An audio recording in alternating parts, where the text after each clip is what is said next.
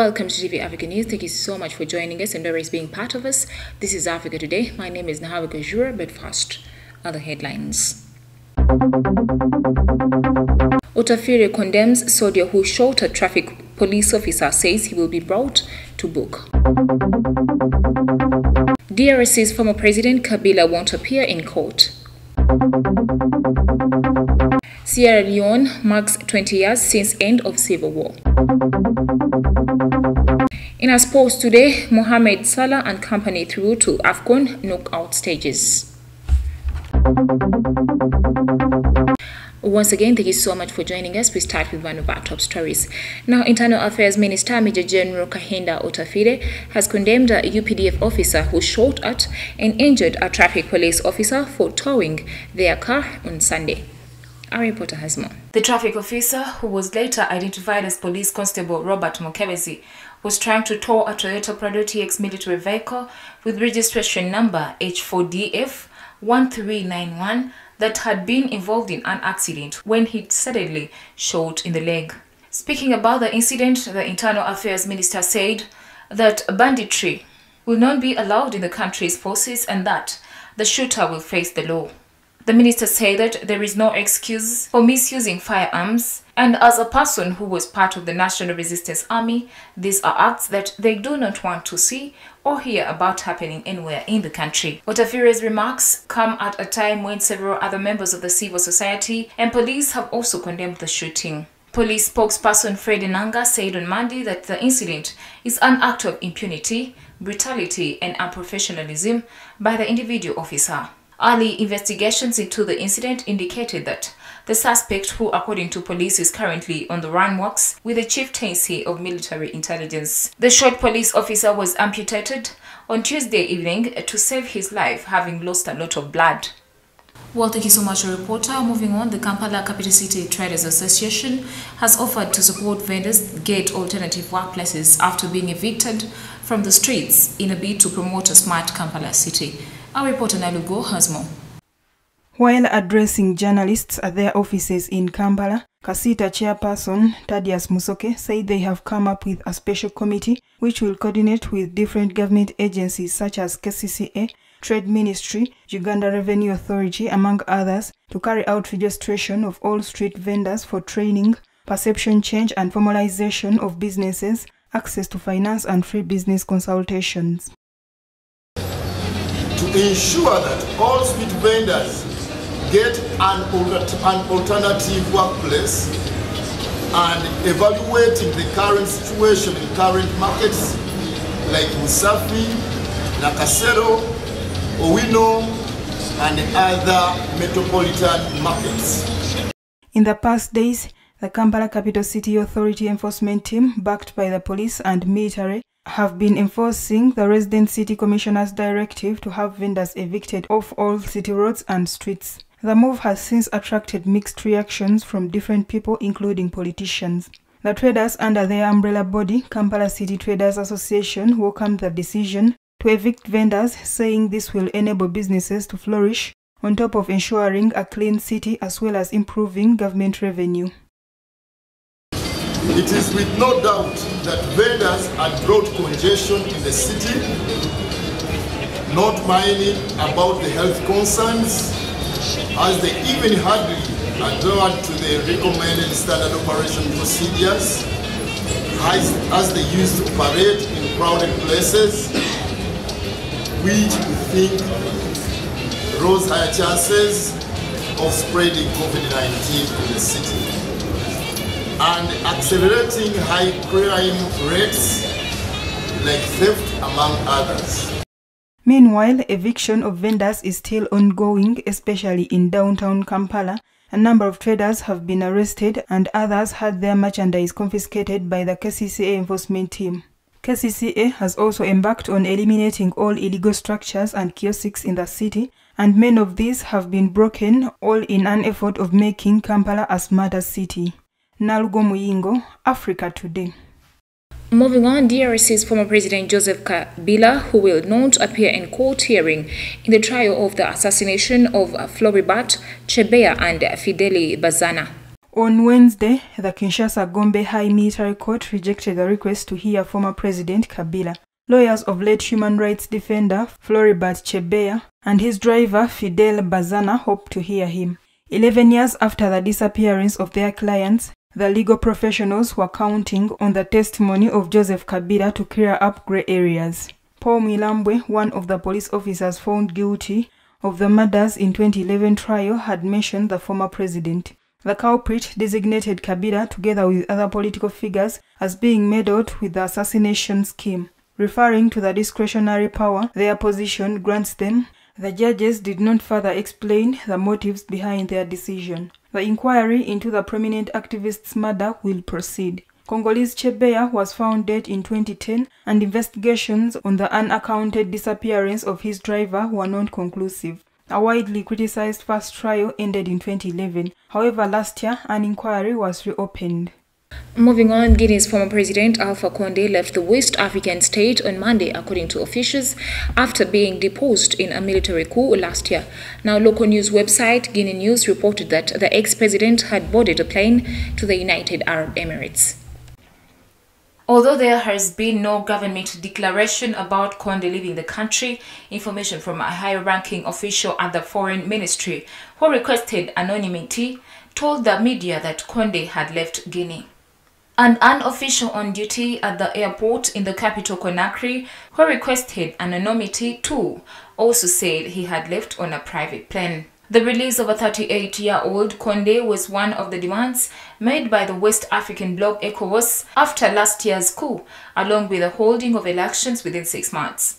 Condé, who governed Guinea for about a decade, sparked mass protests in 2020 after pushing through a constitutional change that allowed him to seek a third presidential term. He then won a violently disputed election in October that year, which the political opposition denounced as a sham, while dozens of protesters were killed in nationwide unrest. On September 5, 2021, young army officers under Colonel Mamadi Doumbouya deposed the president in a putsch. Condé was then held for 12 weeks before the junta allowed him to stay with his wife in the suburbs of Conakry. On December 31st, he was granted authorization to travel abroad for a month to seek medical care. However, his departure comes after Guinea legal authorities this month opened a probe into alleged crimes committed under his rule. Away from that, Tuesday 18th of January marked 20 years since the end of the brutal conflict in Sierra Leone. Now, the civil war left tens of thousands of people dead.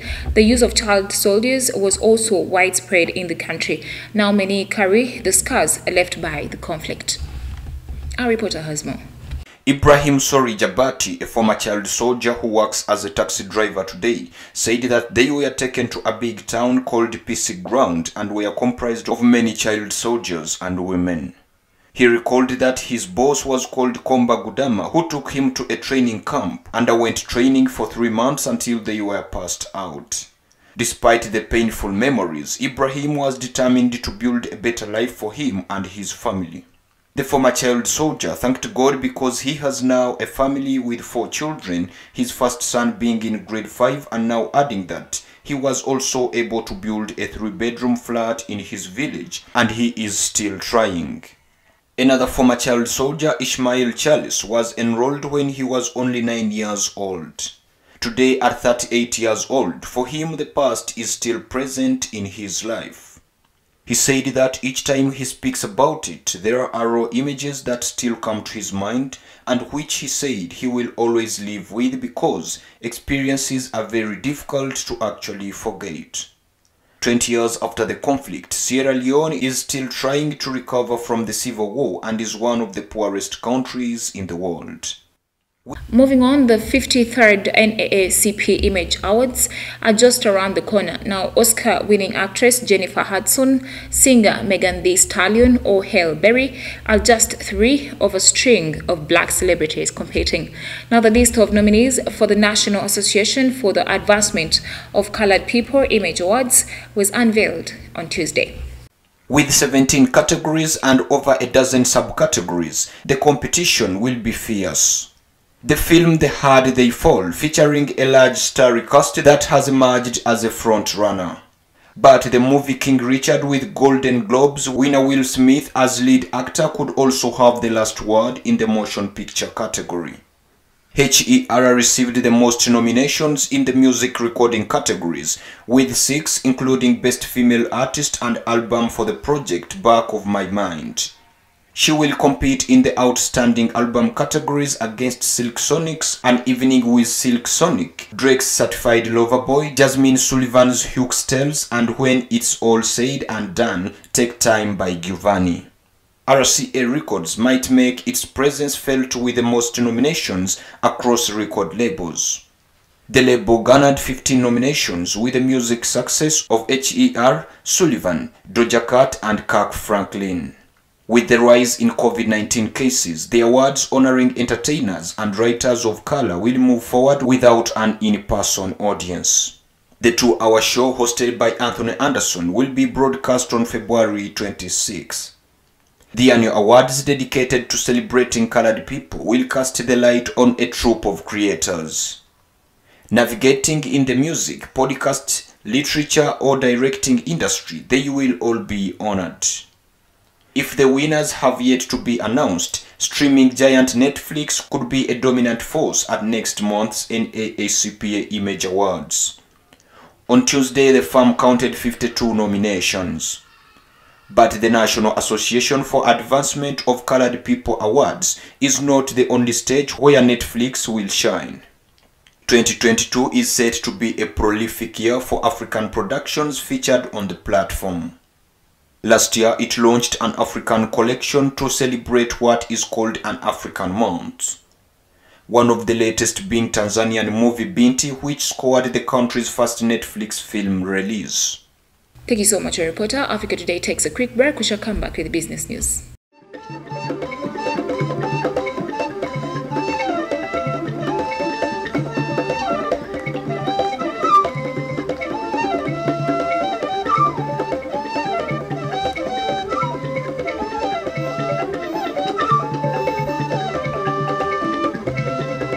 Welcome back from the break. You're still watching TV Africa, the right to know. In a business news today, in Kenya, like in many other countries, bees are under threat. Loss of habitat and intensive farming practices, including the use of pesticides, have led to drastic reduction in the population of pollinators in the last 30 years. Now, the consequences can be catastrophic as bees play a vital role in the food chain. We have more on this report.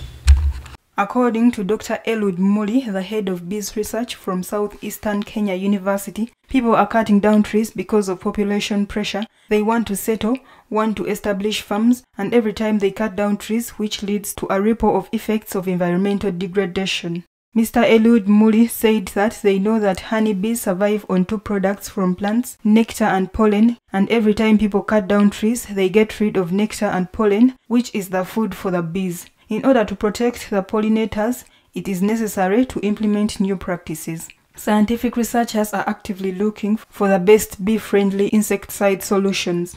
John Henry Ogonda from the Department of Environmental Science in African Nazarene University said that they need to minimize the utilization of such chemicals and encourage ecological systems of control of such challenges. For this specialist, the success of the fight to save bees depends on the collective efforts of many people. Almost 35% of all invertebrate pollinators, particularly bees and butterflies, are facing extinction according to the United Nations.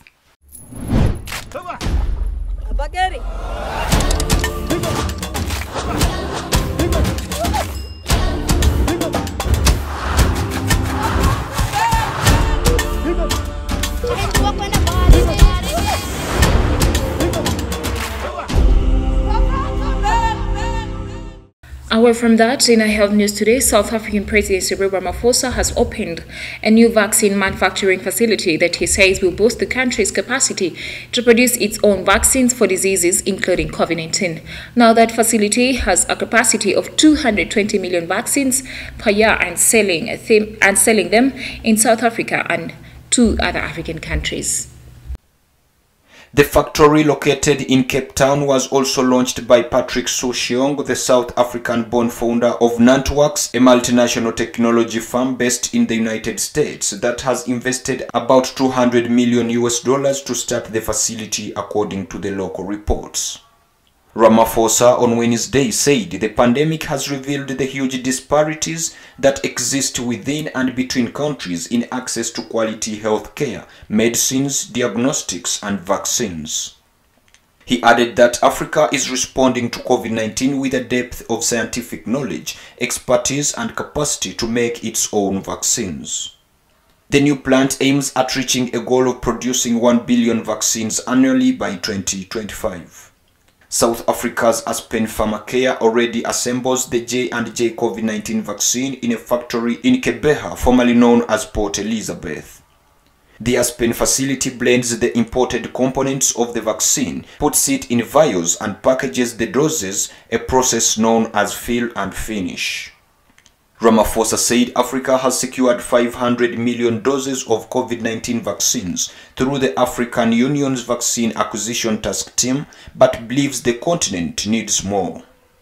Ramaphosa said that these doses represent only around half of what the continent needs to vaccinate 900 million people in order to achieve the 70% target set by the World Health Organization.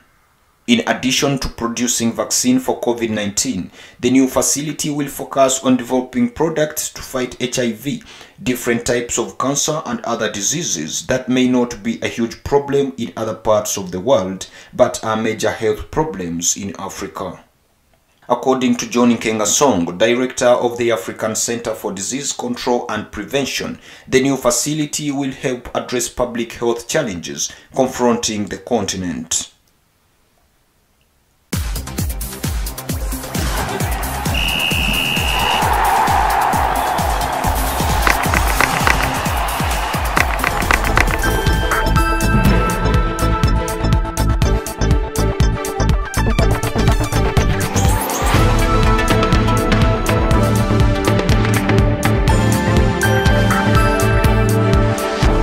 In our sports news today, Mohamed Abdelmonem scores winner to defeat neighbors Sudan. 7-time champions finished second in Group D and will meet the winners of Group E in the knockout stages. Now, Egypt beat neighbors Sudan 1-0 to ensure their progress to the knockout stages of the Africa Cup of Nations, finishing second behind Nigeria in Group D.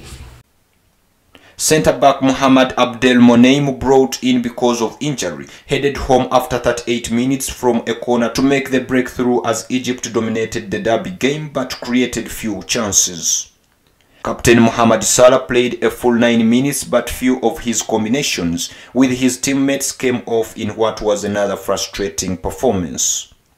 The team display will not do much to temper the criticism that followed the Egyptians' first 2 games at the tournament, a 1-0 loss to Nigeria followed by a narrow win over tiny Guinea-Bissau.